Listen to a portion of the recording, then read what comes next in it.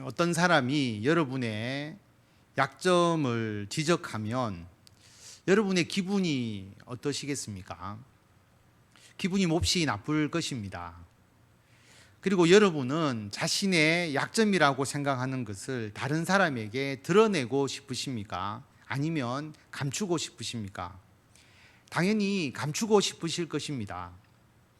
특히 요즘 우리 사회에서는 자신의 약점을 드러내면 마치 하이에나처럼 달려들어서 그 약점을 물고 뜯습니다. 약한 자처럼 보이면 만만하게 여기고 학교에서는 왕따를 당하고 사회에서는 따돌림이나 무시를 당하기 일쑤입니다.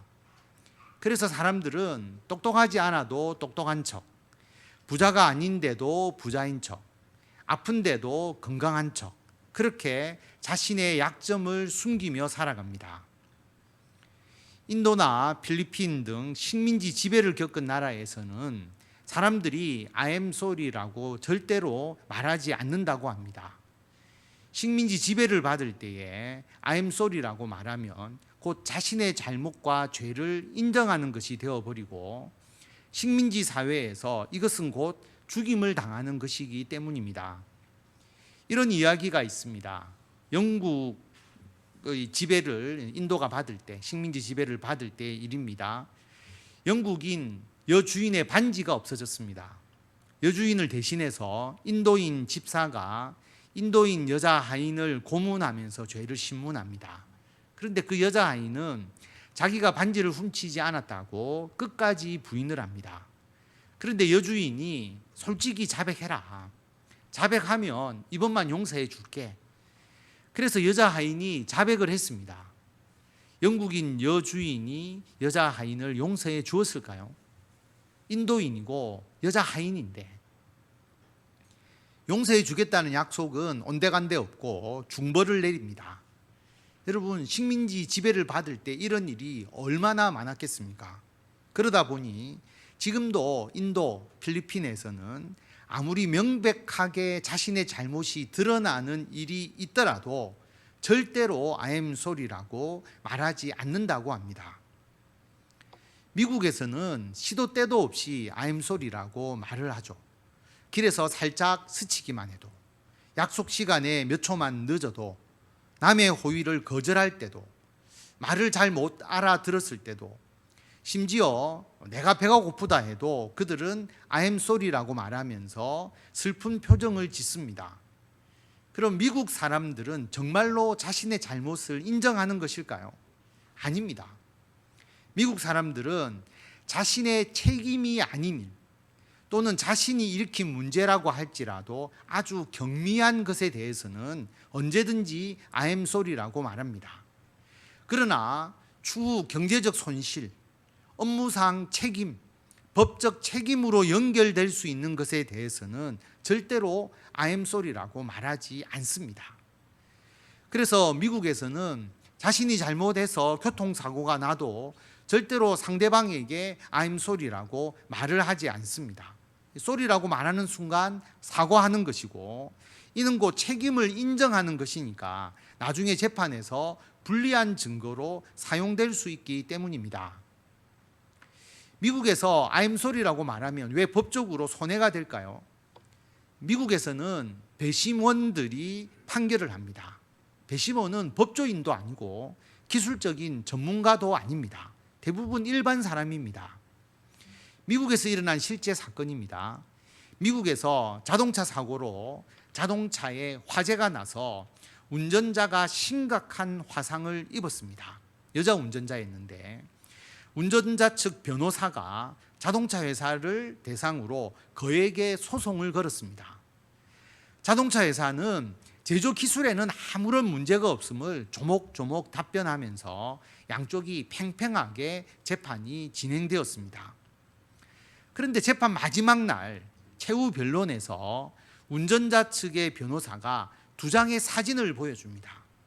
하나는 원고 피해자가 교통사고 당하기 전에 예쁜 얼굴, 다른 하나는 사고 후에 화상을 당해서 보기 흉하게 일그러진 얼굴 사진이었습니다.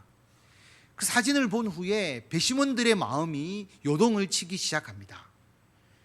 그때 원고 피해자 측 변호사가 그 두 사진을 법정에 나와서 있던 자동차 회사의 대표, 피고죠. 대표에게 보여주면서 당신은 이 사진을 보고 어떻게 생각하느냐, 그렇게 질문을 했습니다. 자동차 회사의 대표가 갑작스러운 질문에 당황해서 무의식적으로 이렇게 대답합니다. I'm sorry. 팽팽한 공방에 어느 쪽 편을 들어야 될지 결정하기 힘들어하던 배심원들은 그 말을 듣고 주저없이 자동차 회사에 책임이 있다고 판결을 했습니다. 이런 일들이 실제로 있기 때문에 미국에서는 I'm sorry라고 쉽게 말하지 않는 것입니다. 우리나라 사람들은 그동안 미안하다는 말을 좀 쉽게 하는 편이고, 또 우리나라는 미안하다는 말에 그렇게 큰 의미를 두지 않았습니다. 원만하게 해결하고자 하는 차원에서 하는 인사로서 그냥 미안하다라고 하는 말을 생각해 왔습니다. 그런데 요즘은 우리나라에서도 SNS가 발달하고 녹음도 하고 쉽게 그렇게 하기 때문에 미안하다는 말이 자신의 잘못을 인정하는 것이 되어서 불이익을 당할까 봐 미안하다는 말을 하지 않는 분위기가 점점 되고 있는 것 같습니다. 그런데 오늘 성경 말씀에는 I'm sorry 정도가 아니고 자신을 죄인이라고 대놓고 고백하는 사람이 있습니다. 바로 세리입니다. 세리는 하나님께 이렇게 기도합니다. 하나님, 불쌍히 여기소서. 나는 죄인입니다. 감히 하늘을 쳐다보지도 못했습니다. 더 이상 많은 말을 하지 못했습니다. 가슴을 치며 애통하고 있을 뿐입니다. 교회를 오래 다닌 분들은 죄인이라는 말을 너무 많이 들으셔서 죄인이라는 단어에 많이 둔감해 합니다. 그런데 당시 이스라엘 사회에서 죄인이라는 말은 무시무시한 말입니다. 물론 이 죄인이 사법적인 죄를 범한 것이 아니고요, 율법적인 죄인을 말하는 것입니다. 안식일 안 지킨 사람, 정결 규정에 의해서 손을 제대로 씻지 않은 사람, 이런 것처럼 율법과 종교적인 규범을 지키지 않는 사람, 율법적 죄인입니다. 그런데 이 죄인도 하나님의 벌을 받아야 하는 자로 간주가 되었습니다. 그리고 이 죄인은 사회 공동체에서 소외가 됩니다. 이스라엘 사람들은 이런 율법적인 죄인과 함께 식사도 하지 않았고 어울리지도 않았습니다. 죄인은 사회와 공동체에서 낙오자이고 버림받은 존재임을 의미합니다. 죄인이라는 표현이 이렇게 심각하고 위험한 표현입니다. 그런데 이 세리는 자기 스스로 죄인이라고 말하고 있습니다. 여러분, 세리가 무슨 죄를 지었습니까? 세리가 왜 죄인입니까? 살인이라도 했습니까? 아닙니다. 세리는 세금을 걷는 자입니다. 예수님 당시에 이스라엘은 로마의 식민지였습니다. 그래서 세리는 세금을 걷어서 로마에 바쳤습니다. 예수님 당시에 세금을 징수하는 세리는 입찰에 의해서 가장 돈을 많이 낸 사람이 세금 징수 권리를 사서 세리가 되었습니다. 쉽게 말하면 시험을 쳐서 되는 게 아니고 돈을 주고 세리의 권리를 사는 것이죠. 로마에 돈을 주고 세금 징수 권한을 가진 세리가 백성에게서 세금을 걷어서 로마에 바치니까 세리는 나라의 피를 빨아먹는 매국노처럼 취급을 받습니다. 그리고 요즘처럼 세금이 전산화가 되고 고지서로 발행되는 것이 아니잖아요. 오고 가는 사람에게 세금을 걷고 집에 찾아가서 세금을 걷는다면 세금 징수가 공정할 수가 없습니다. 세리가 아무리 공정하게 세금을 징수한다고 해도 식민지 지배하에서 세금 그 자체가 과도하게 높았을 것입니다. 세금 내는 것 때문에 백성들의 삶이 매우 피폐했을 것입니다. 그러니 사람들이 세리를 좋아할 리가 없지 않겠습니까? 세리는 사회적으로 문제가 있는 직업으로 비난을 받았습니다. 여러분이 당시에 세리였다고 생각해 보십시오. 사람들이 여러분에게 세리 당신들은 하나님의 율법을 어긴 죄인이야. 너희는 나라를 팔아먹는 매국노야. 이런 식으로 누가 말한다면 그래, 맞습니다. 나는 하나님의 벌을 받아야 할 죄인입니다. 나는 나라를 팔아먹는 매국노입니다. 그렇게 인정하시겠습니까? 절대로 인정하지 않을 것입니다. 로마의 식민지인데 세금을 거두어서 로마에 바치지 않을 수 없지 않느냐. 누군가는 세금을 걷어야 하고 로마에 바쳐야지. 나라를 잃은 것이 문제지 세금을 걷는 것이 뭐가 문제냐. 세금을 안 내면 로마가 우리를 가만히 두겠냐. 정치를 못해서 나라가 이 꼴이 되도록 한 정치인과 위정자들이 더 죄인이지 나도 피해자야, 피해자. 이렇게 대들지 않겠습니까? 실제로 세리가 무슨 잘못이 있습니까? 그런데 오늘 말씀의 이 세리는 달랐습니다. 하나님 앞에서 나는 죄인입니다. 직접적인 고백을 하고 있습니다. 감히 하늘을 쳐다보지도 못하고 더 이상 말을 하지도 못하고 가슴을 치며 애통해하고 있습니다. 어떻게 이 세리는 나는 죄인입니다 라고 고백할 수 있을까요? 반면 세리와는 완전히 다른 기도를 하는 사람, 바리새인이 있습니다. 이 바리새인이라고 하는 것은 율법을 지키고 경건한 생활에 힘쓰는 사람들을 말합니다. 이 바리새인은 세리와 떨어져서 기도를 합니다. 나는 저런 죄인과는 다른 부류의 사람이다 라고 하는 의미입니다. 그리고 이렇게 기도합니다. 하나님이여, 나는 다른 사람들, 곧 토색, 불의, 간음을 하는 자들과 같지 않고 이 세리와도 같지 아니함을 감사합니다. 나는 일회에 2번씩 금식하고 또 소득의 11조를 드립니다. 일주일에 2번씩 금식하고 소득의 11조를 드리는 것이 참 잘하는 것입니다. 토색하지도 않았고 불의하지도 않았고 간음하지도 않았습니다. 얼마나 대단합니까? 신앙생활을 잘하고 있는 것 아닙니까? 바리새인의 기도는 하나님께서 자신이 신앙생활을 이처럼 잘할 수 있도록 해주신 것에 대해서 감사하는 기도처럼 보이지 않습니까? 그렇게 생각될 수도 있지 않겠어요? 그런데 예수님께서 이 2사람의 기도를 모두 들으셨습니다. 예수님께서 어떻게 평가하셨습니까? 저 바리새인이 아니고 이 사람, 이 세리가 의롭다 하심을 받고 그의 집으로 내려갔다. 하나님은, 예수님은 바리새인이 아니라 세리가 더 의롭다고 인정하셨습니다. 그럼 도대체 바리새인이 무엇을 잘못했습니까?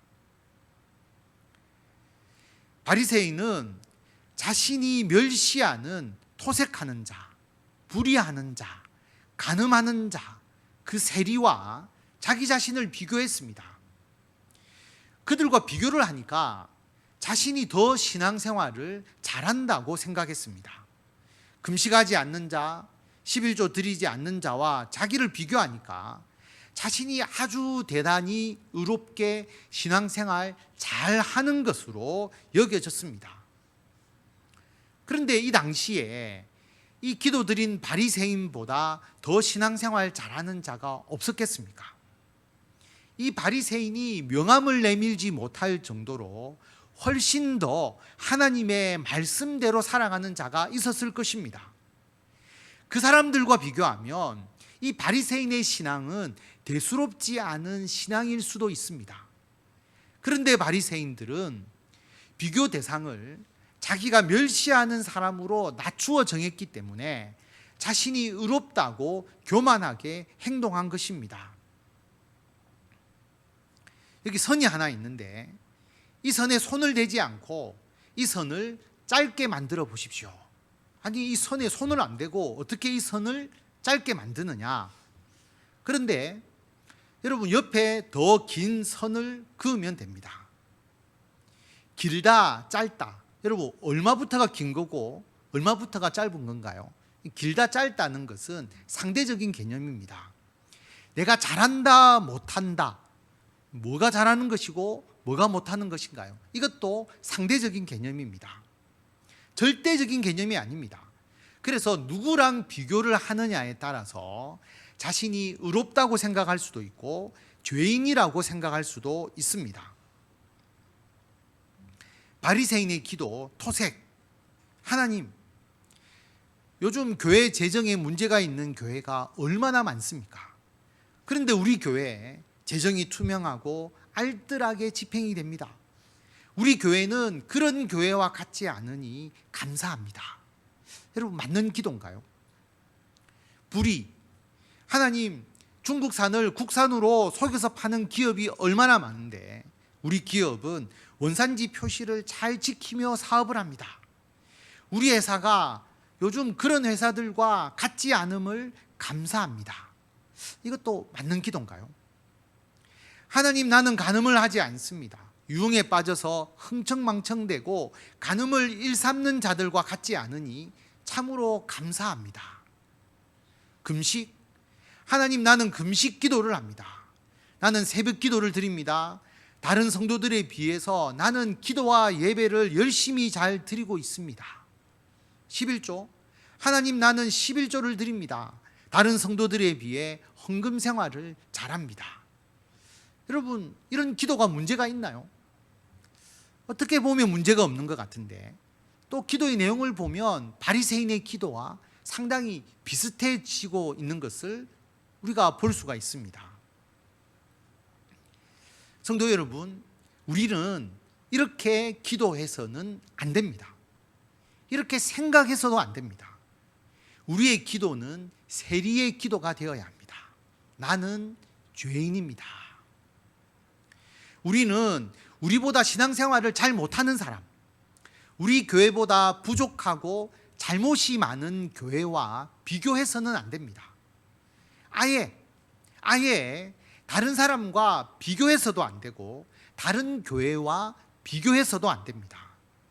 그들과 비교해서 여러분이 또 우리 교회가 더 잘하는 것이 아무런 의미가 없습니다. 80점이 되어야 합격점인데 모두 60점이 안 되는 사람들이 모여 있는 곳에서 내가 70점이라고 우쭐댄다면 여러분, 그게 무슨 의미가 있겠습니까? 다른 사람과 비교하지 않고 하나님의 기준으로 우리 자신을 평가하면 어떻게 되겠습니까? 하나님의 기준에서 나는 적합하다. 하나님의 기준에서 나는 신앙생활 참 잘하고 있다. 하나님의 기준에서 나는 의롭다. 그렇게 말씀하실 수 있습니까? 절대로 그 누구도 말할 수가 없습니다. 그러므로 하나님 앞에서는 우리 모두는 죄인이라고 고백할 수밖에 없습니다. 가슴을 치며 목이 메여서 말을 하지 못하면서 애통하면서 나는 죄인입니다. 고백해야 하고 고백할 수밖에 없습니다. 금년도 우리 교회 표어에 실천 사항 중에 예배 플러스 원이 있습니다. 원래 이 실천 사항을 정한 의미는 작년까지 새벽 기도 한 번도 안 나오던 성도는 금년에 플러스 1 한 번 나오고 수요 예배 2번 나오는 분은 3번 나오고 어쨌든 작년보다 우리가 예배 생활을 플러스 1 하자, 그런 의미입니다. 그래서 예배 플러스 1을 위해서 일주일에 온라인으로 최소 한 번 이상 예배에 참석을 하고 또 한 달에 한 번 이상 수요 예배나 금요 기도회나 새벽 기도 중에 한 번이라도 참석하십시오라고 그렇게 권면을 했죠. 그러니까 이걸 오해하시는 분들이 있습니다. 한 달에 한 번 나왔으니까 나는 충분하다. 원래 그런 의미가 아닌데, 나는 4번 나왔는데 많이 나왔네, 한 번만 나와도 되는데, 여러분, 그런 의미가 아닙니다. 작년보다 우리가 예배 플러스 해 나가자라고 하는 의미입니다. 아침에 일찍 출근하는 사람과 은퇴하고 쉬는 분이 새벽 기도에 나오는 상황이 다를 것입니다. 부산 시외에 거주하는 분과 달맞이에 사시는 분들의 상황이 다르고, 모태신앙, 가족이 함께 신앙생활을 하는 분과 교회 나온 지 얼마 되지 않은 분들, 불신 가정에서 혼자 교회 나오는 분, 모두가 상황이 다릅니다. 그런데 그런 다른 상황인 사람들과 자신을 비교하면서 내가 신앙생활 잘하고 있다, 그렇게 여겨서도 안 됩니다. 그리고 나는 지금 상태로 잘하고 있다, 나는 지금 상태가 충분하다, 그렇게 여겨서도 안 됩니다. 출발점이 다릅니다. 주인이 두 종 중 한 명에게 1억 원, 한 명에게 1억 원, 다른 한 명에게는 1,000만 원을 주고 장사를 하게 했습니다. 1,000만 원 받은 종은 장사를 해서 3,000만 원을 만들었고, 1억 원 받은 종은 돈을 더 못 벌고 1억 원 그대로가 되었습니다. 그런데 1억 원 받은 종이 나는 1억 원, 저 사람은 3,000만 원이니까 내가 더 잘하고 있네, 그렇게 생각하면 안 되잖아요. 그리고 1,000만 원 받은 종도 나는 1,000만 원으로 3,000만 원을 벌었으니까 이제 충분하다, 그렇게 생각해도 안 되는 것입니다. 예배 플러스 원, 우리 하반기에 더욱더 우리가 다시 힘을 써야 합니다. 기준은 성도들끼리 비교하는 게 아닙니다. 여러분 한 사람 한 사람에게 하나님께서 정하신 기준입니다. 하나님의 기준은 사도행전 2장 46절에 보면 날마다 마음을 같이하여 성전에 모이기를 힘쓰고 집에서 떡을 떼며 기쁨과 순전한 마음으로 음식을 먹고, 하나님의 기준은 날마다 마음을 같이하여 성전에 모이는 것이고, 성전뿐만 아니라 집에서도 서로가 떡을 떼고 서로가 교제하는, 이것이 하나님의 기준입니다. 날마다 모이기를 힘쓰는 교회. 그리고 하나님의 기준, 항상 기뻐하라, 그리고 쉬지 말고 기도하라. 하나님의 기준은 쉬지 않고 기도하는 것입니다. 여러분 이 기준에 충족하십니까? 아직 미달한다면 우리 모두가 하나님, 나는 죄인입니다, 나는 부족합니다, 애통해하며 가슴을 치면서 정말로 회개해 나가야 합니다. 그리고 나의 신앙을 플러스 1 해 나가야 되는 것이죠. 한꺼번에 여러분 우리가 이러한 신앙으로 갑자기 변화되는 것이 아닙니다. 출발점이 다르지만 여러분의 그 출발선상에서 플러스 1 해 나가시면서 하나님께서 원하시는 이 기준에 충족해 나가도록 우리 모두가 함께 기도하며 힘쓰며 나아가는 것이죠. 서로가 격려하고 서로가 권면하고 서로가 함께 힘을 합해서 이 일을 행하는 것입니다. 우리 교회는 하나님 앞에서 죄인입니다. 예배도 부족하고 기도도 부족하고 전도도 부족하고 모든 것이 부족합니다. 우리는 하나님 앞에서 죄인입니다. 우리는 예배도 부족하고 기도도 부족하고 전도도 부족하고 모든 것이 부족합니다. 가정에서 생활에 문제가 생기면 남편이 아내에게 내가 돈을 벌어다 주는데 당신이 살림을 잘 못 살아서 그런 거 아니냐. 여러분 역할이 다른 것인데 돈을 버는 것으로 비교하는 것 자체가 잘못된 것입니다. 모두 나는 죄인이라고 인정하고 회개해야 합니다. 가정에서 일어나는 모든 일에 대해서 아내는 아내로서 나의 역할이 부족합니다. 나는 죄인입니다. 남편은 남편으로서 나의 역할이 부족합니다. 나는 죄인입니다. 하나님 앞에서 죄인임을 인정하고 회개해야 합니다. 가정에서 모든 문제가 일어나는 이유, 다른 사람 때문이 아니라 내가 죄인이기 때문입니다. 진심으로 인정해야 합니다. 우리 그리스도인들은 신앙이 깊어질수록 더 죄인이 됩니다. 더 많은 사명을 맡을수록 더 죄인이 됩니다. 사도 바울, 예수님의 사도고 사도 중에 사도잖아요. 엘리트 중에 엘리트이고 전도와 교회 개척에 한평생을 헌신했습니다. 그런데 사도 바울은 자신을 죄인이라고 표현했습니다. 심지어 죄인의 괴수라고 표현했습니다. 왜 그렇게 고백했을까요? 사도 바울이 예수님을 믿지 않을 때가 있었잖아요. 예수님을 믿는 자를 박해하고 스데반 집사를 처형시키기까지 했습니다. 그 과거가 있으니까 사도 바울은 예수님 앞에서 항상 언제나 죄인 중에 괴수와 같음을 고백하면서 회개했습니다. 우리 교회에서는 담임 목사인 제가 가장 죄인입니다. 담임 목사는 모든 교회의 문제, 성도들의 아픔, 성도들이 병에 걸리거나 성도들이 다치거나 교회에 일어나는 모든 일이 사실 담임 목사의 책임으로 여겨집니다. 그러므로 저는 제가 항상 죄인이라는 마음을 가지고 회개하고 있습니다. 누가복음 18장 14절에 보면 예수님께서 이 사건의 결론을 말씀을 하시잖아요. 무릇 자기를 높이는 자는 낮아지고 자기를 낮추는 자는 높아지리라. 여러분, 자기를 낮추라는 의미를 잘못 이해하시면 안 됩니다.